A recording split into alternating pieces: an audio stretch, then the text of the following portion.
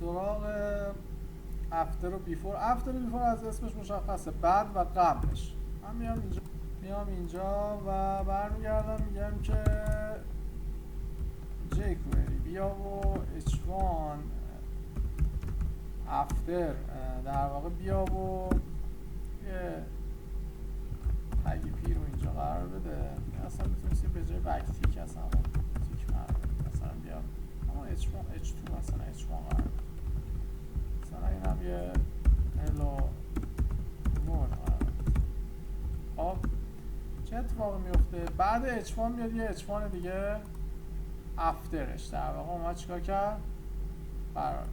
حالا هر بار که میزنی بیاد برات چیکار میکنه؟ قرار بده.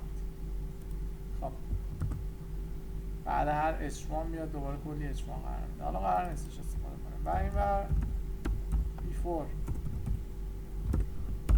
چی میشه؟ قبلش قرار میده. حالا میتونیم به جای h1 بذاریم مثلا h2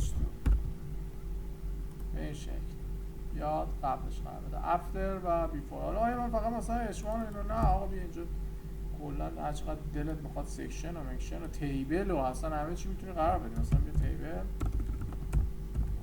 کارهایی که قبلا میکردیم دیگه تیبل بذار بعد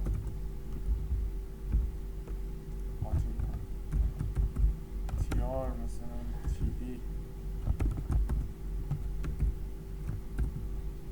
مثلا فرست